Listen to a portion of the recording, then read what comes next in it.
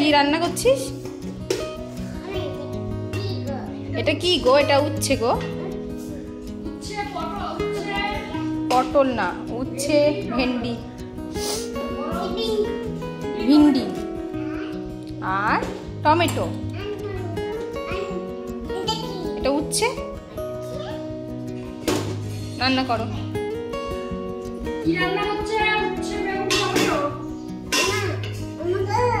ওমা গো, নুন দেবো?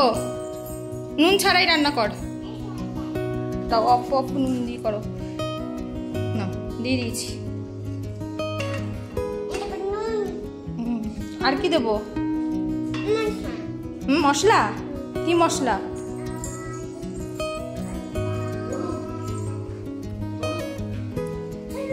হলুদ? আচ্ছা, না দিয়ে দিয়েছি। হ্যালো সবাইকে, তিথিস ওয়ার্ল্ডে তোমাদের সবাইকে স্বাগত। আজকে সকাল সকাল ব্রেকফাস্টে করলাম গরম গরম লুচি আর তার সাথে আলু ভাজা। বোন এই লুচির সাথে আলু ভাজা ভীষণ পছন্দ করে, তাই আলুর তরকারি না করে আলু ভাজাই করেছি। তার সাথে দুপুরে সমস্ত রান্নাবান্না কিন্তু সকাল সকাল সেরে ফেলেছিলাম, কারণ এখন মাসিকে নিয়ে যাব আমাদের বাজারে, আর আমাদের দোকানেও মাসি কিছু কেনাকাটা করবে, সেই জন্যই তাড়াতাড়ি সবটা করা। আর বোন এখন আর আমাদের সাথে যাবে না, সেই জন্য মাম্মাকে ওর কাছেই রেখে গেলাম। দোকানে এসেই মাম্মার জন্য মাসি এখানে জামা দেখছিল, তো এই জামাটা মাম্মার জন্য নিয়েছে। ওরা যেহেতু ফোনে ওকে সবসময় দেখে, তো সাইজটা ঠিক মতন বুঝতে পারে না। এর আগের বারও একবার জামা এনেছিল, তখন অনেকটাই বড় হয়ে গেছিলো জামাটা, তাই এবার এখানে এসে সামনাসামনি দেখি জামাটা নিল। আর তারপরে মাসি আরও বেশ কিছু চুড়িদার, শাড়ি পছন্দ হয়েছিল, সেগুলো কেনাকাটা করলো। তখন এই বাটি প্রিন্টের 3 পিসগুলো দেখছিল, এগুলো ভীষণ ভালো লাগছিল। তো বাবা বলল যে ষষ্ঠী উপলক্ষে যদি এগুলো আমার পছন্দ হয় একটা নিয়ে নিতে। তো আমার তো বাটি প্রিন্টের যে কোনো জামা হোক, শাড়ি হোক, চুড়িদার হোক খুবই ভালো লাগে, তাই আমিও ষষ্ঠী উপলক্ষে বাবার থেকে এই চুড়িদারটাই নিলাম। তারপরে মাসির জন্য এখানে 1 প্যাকেট চানাচুর কিনে দিলাম, আর আমি এখান থেকে একটা পলা বাঁধানো নিয়েছিলাম নিজের হাতের জন্য।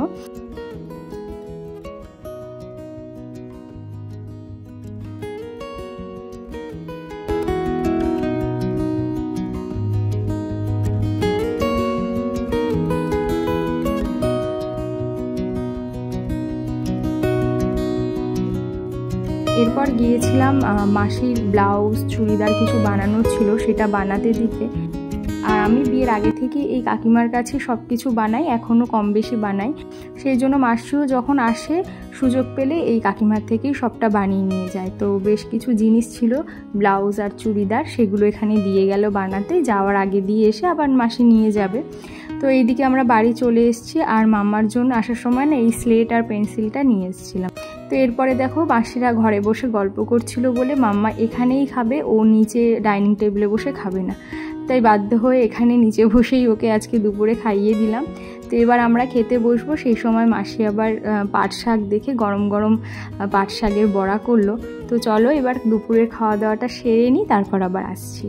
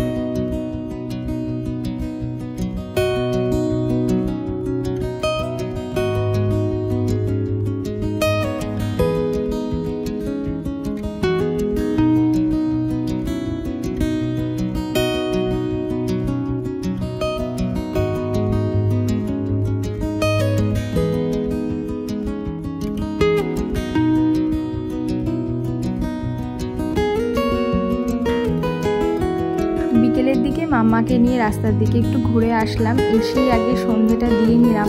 আর সন্ধে দিতে গিয়ে যখন পুরনো ঘরে গেছিলাম, হাতে ফোনটা ছিল বলে ভাবলাম তোমাদের সাথেও আজকে এটা শেয়ার করি।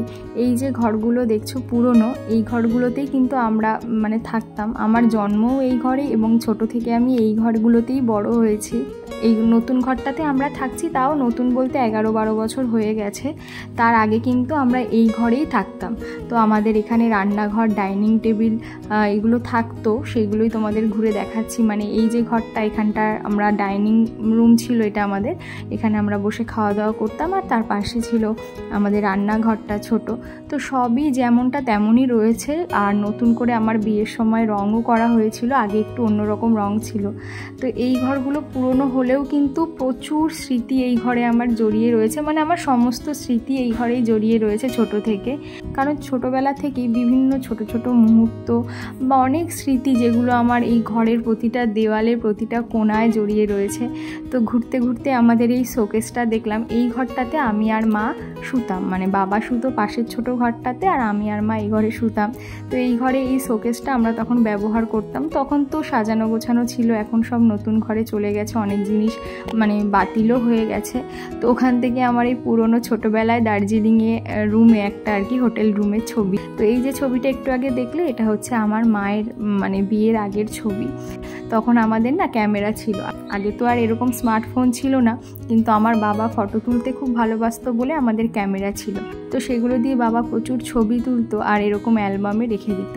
তো আগে এত যত্নও জানতাম না, আর হয়েও উঠতো না, সব কিছু এত উন্নত ছিল না। তো এইগুলো ল্যামিনেশন করা ছিল না বলে ফটোগুলো নষ্ট হয়ে গেছে। তো এইগুলো টুকটাক জিনিস এখনও এই ঘরে রয়েছে, আর মাও ফেলতে পারে না, মায়ায় জড়িয়ে গেছে সেই জন্য। আর আমিও আসলে মাঝে মাঝে একটু সব কিছু নাড়াচাড়া করে দেখি, খুব ভালো লাগে এই আর কি। তাই তোমাদের সাথেও ভাবলাম এটা শেয়ার করি।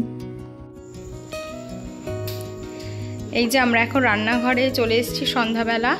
আজকে বোন করে খাওয়াবে পাস্তা, একদম ও একটা মানে খুব সুন্দর পাস্তা করে বাড়িতে। তো সেইটাই ও আজকে করে খাওয়াবে। তার জন্য এখানে এই যে সব কিছু গুছিয়ে নিয়েছি। এটা বাটার রয়েছে, এটা চিকেন, কি কিছু মশলা দেবে এর মধ্যে, কী দেবে, নুন আর গোলমরিচ, আর এটা একটা আদা রসুনের পেস্ট এটাতে দেবে। আর এর মধ্যে এখন একটা মশলা দেওয়া হয়েছে, এটা একটা চাউমিন মশলা না, এটা একটা মানে ওই ম্যাগি মশলা টাইপেরই ছিল। তো যেহেতু অরিগ্যানো আমরা পাইনি আজকে সকালে বাজারে গিয়ে, সেই জন্য এই মশলাটা দেওয়া হয়েছে। আর এখানে এখানে রয়েছে পেঁয়াজ আর রসুন কুচি, অনেকগুলো রসুন দেওয়া হয়েছে, রসুনের পরিমাণটা একটু বেশি লাগবে।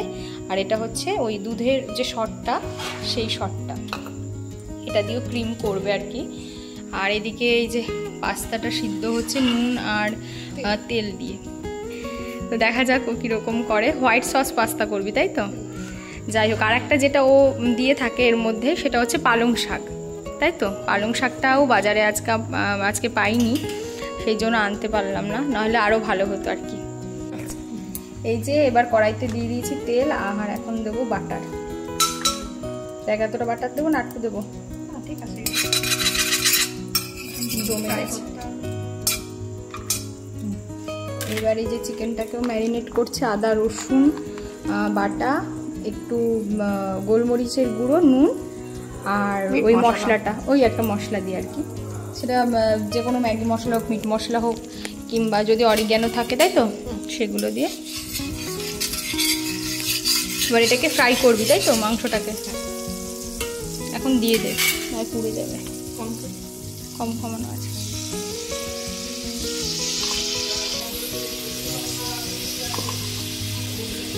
একবারই দিয়ে দিই। একবারই দিয়ে দে, এটা হয়ে যাবে আস্তে আস্তে। একটু মাঝে মাঝে কেউ এরকম করে খাওয়ালে ভালোই লাগে রে। সব সময় আমাদের এখন এটা কম্পিটিশন করবে। হ্যাঁ, এখনই এটা সুন্দর গন্ধ বেরিয়ে গেছে। এই যে মাংসটা ভাজা হয়ে গেছে, এবার আরও একটু বাটার এর মধ্যে দেবে। তারপর পেঁয়াজ আর রসুন আস্তে সাবধানে। এবার এর মধ্যে দেবে হাফ কাপ মতো দুধ।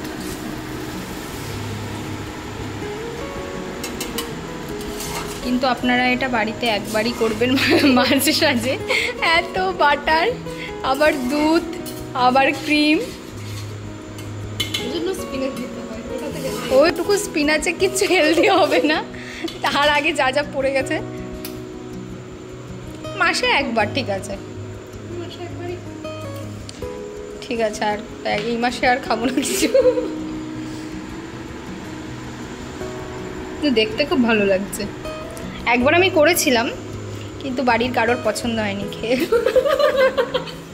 তারপর থেকে আমি আর করিনি এইরকমভাবে পাস্তাটা। আর একটা জিনিস যেটা লাগবে এই যে এটা হলো ওই পাস্তা যে বয়েল করা হয়েছে সেটার জলটা। তো এটা আর ক্রিমটা বানানোর জন্য অনেকেই দুধের সাথে ময়দা দেয়, তো তার বদলে আজকে ও এটা দিয়ে করবে, এই সিদ্ধ করা জলটা, পাস্তা সিদ্ধ করা জলটা। আর এটা হচ্ছে ক্রিমটা। ক্রিমটা কখন দিবি? এখন দিয়ে দে। এখন একটু দেবো, লাস্টে নামানোর দিয়ে, নামানোর আগে একটু দেবো। প্রচণ্ড হেলদি একটা খাবার।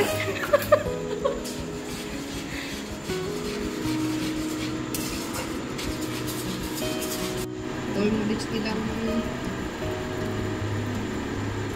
চিলি ফ্লেক্সটা দিই, হোমমেড চিলি ফ্লেক্স। আমি এটাকে এখন কাঁচি দিয়ে কুচিয়েছি। সবই আমাদের এখন মানে কোনো রকম জোড়া তাপ্তি দিয়ে করা হচ্ছে, কিছুই পাওয়া যায়নি। আগে থেকে জানলে আস্তে আস্তে সব জোগাড় করে রাখতাম। ও কালকেই আর কি ঠিক করেছো, তো আজকে বাজারে গিয়ে কিছুই পাইনি, শুধু পাস্তাটা পেয়েছে। নে এটা দিবি তো, দিয়ে দে।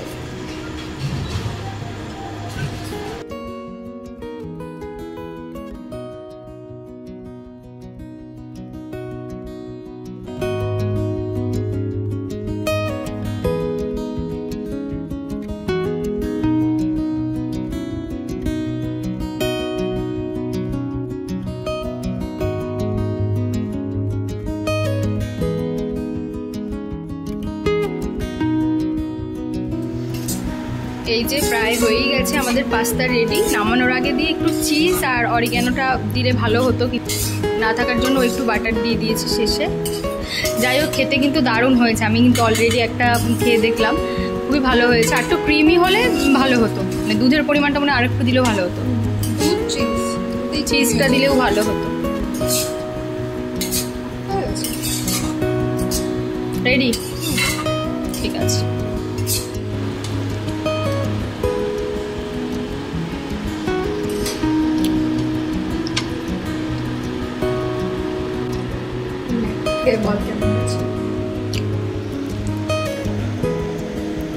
গরম।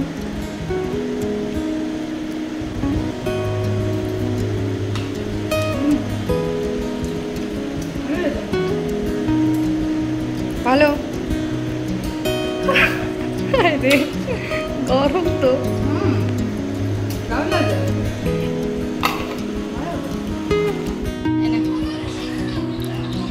শিম্পি বানিয়েছে হোয়াইট সস পাস্তা। না দারুণ বানিয়েছে বয়।